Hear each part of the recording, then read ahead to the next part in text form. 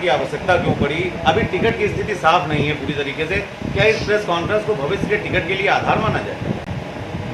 नहीं, ये तो तैयारी देखिए, कल आरक्षण आया और इतने कागज लेके मैं बैठा हूँ, तो रात भर में तो तैयार नहीं हो सकते। तो ये तो हमें प्रत्युत्तर देने था, क्योंकि एक ये सवाल आ गया था आप ही लोगों के माध्यम से। हम समझते हैं शायद आप ही ने इंटरव्यू लिया था हमारे विधायक का, जिसमें उन्होंने कहा था कि एक काम बताइए। नगर निकाय चुनाव को लेकर आरोपों प्रत्यारोपों का दौर जारी हो चुका है। एक दूसरे के ऊपर छींटाकशी करना और आरोप करना अब आम बात हो जाएगी। आपके सामने तमाम ऐसी खबरें आएंगी जिसमें आप देखेंगे कि एक दल के लोग दूसरे दल के नेता पर आरोप प्रत्यारोप कर रहे हैं।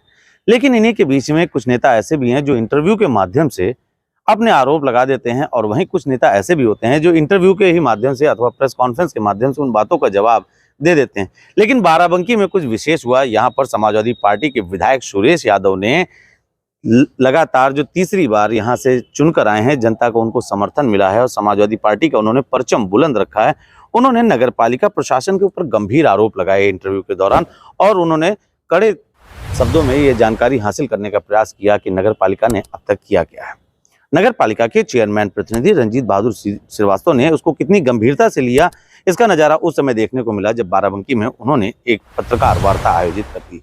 हालांकि जब हमारा ये सवाल उन पर पहुंचा कि पत्रकार वार्ता की आपको क्या आवश्यकता पड़ी, अभी आरक्षण की स्थिति स्पष्ट हुई है, टिकट की स्थिति स्पष्ट नहीं हुई है, क्या आपकी पत्रकार वार्ता और आपके विगत कराए गए कार्यों के बारे में जो प्रस्तुतिकरण है वो इसका उद्देश्य भविष्य के टिकट के लिए आधार रखना है? इस पर रंजीत बहादुर श्रीवास्तव का कहना था कि आपका ही इंटरव्यू हमने देखा था जिसमें सपा के विधायक सुरेश यादव उनसे सवाल पूछ रहे थे, जिसका जवाब देने के लिए उन्होंने बाकायदा एक प्रेस कॉन्फ्रेंस का आयोजन कर दिया। सहयोगी परमजीत जी भी इस पत्रकार वार्ता में मौजूद है। उन्होंने अपने कैमरे के माध्यम से तमाम उन दृश्यों को कैद किया, तमाम उन बातों को गौर किया जो बात वहां पर उठ रही थी। और कुल मिलाकर एक बात तो कहना यहाँ पर बड़ी बात हो जाती है कि भारतीय जनता पार्टी जिस हिसाब से लड़ाई लड़ती है वो काफी ज्यादा जमीनी होती है, धरातल पर होती है। क्योंकि वहां पर जो एक चीज देखने को मिली वो एक चीज ये देखने को मिली कि रंजीत बहादुर श्रीवास्तव पूरी तैयारी के साथ आए थे, पूरे फाइलों के बंडल लेकर आए थे और पूरी तरीके से इस मूड में आए थे कि उन्हें जवाब देना है और जनता को दिखाना है कि उन्होंने क्या किया, नगर पालिका में क्या कार्य हुए, क्या कार्य नहीं हुए, ये तो तय करना जनता के हाथों में है। हम सिर्फ विश्लेषण कर सकते हैं और आपको सुनवा सकते हैं कि जनप्रतिनिधि क्या कह रहे हैं। अब आप सुनिए रंजीत बहादुर श्रीवास्तव क्या कह रहे हैं और किस प्रकार से उन्होंने जनता को ये जानकारी दी कि उन्होंने क्या काम किया। आप रंजीत बहादुर श्रीवास्तव की इस प्रस्तुतिकरण से कितना संतुष्ट हैं, कितना असंतुष्ट हैं, हम चाहते हैं कि आप अपने कमेंट बॉक्स में अपने विचार अवश्य लिखें, ताकि उन विचारों के ऊपर हम एक सवाल की कड़ी फिर रंजीत बहादुर श्रीवास्तव अथवा जो मौजूदा उम्मीदवार बनेगा उससे पूछ सकें। देखिए क्या कह रहे हैं रंजीत बहादुर श्रीवास्तव। सामान्य पर बैकवर्ड तो लड़ ही हो सकता है। समाजवादी पार्टी बड़ी मेहनत कर रही है, बड़ी मशक्कत कर रही है।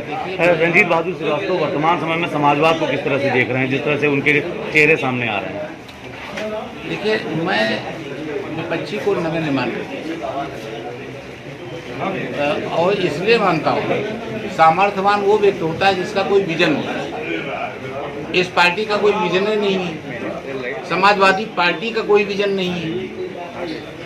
ये तो बगैर विदाउट एम चलने वाले लोग हैं। इनका उद्देश्य क्या है, नगर को किस तरफ ले जाना चाहते हैं, किस दिशा में ले जाना चाहते हैं। विधायक जी किस दिशा में ले गए, 2 बार के विधायक, जिला पंचायत थे, जिले के लिए क्या कर दिया उन्होंने, या जिसने भी, मैं किसी का नाम नहीं लेता हूँ। और हम इस नगर को C ग्रेड से A ग्रेड की सिटी की तरफ ले जाना चाहते हैं और हम कृत संकल्प हैं कि हम इसको नहीं। चेयरमैन साहब, आरक्षण के तत्काल बाद आपको प्रस्तुतिकरण की आवश्यकता क्यों पड़ी? अभी टिकट की स्थिति साफ नहीं है पूरी तरीके से। क्या इस प्रेस कॉन्फ्रेंस को भविष्य के टिकट के लिए आधार माना जाए?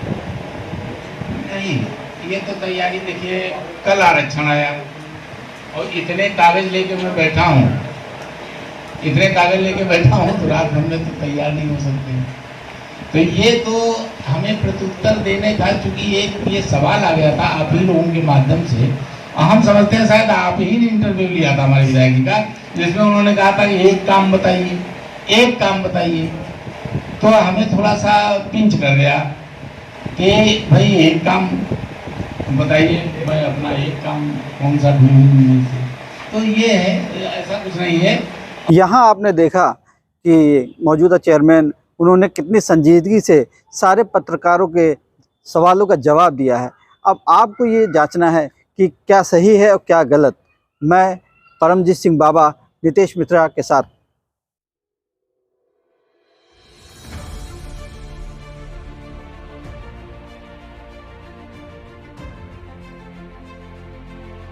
तो आंकड़े सामने निकल कर आ रहे हैं अभी, हालांकि ये आधिकारिक आंकड़े नहीं और इसकी पुष्टि भी नहीं हो पा रही।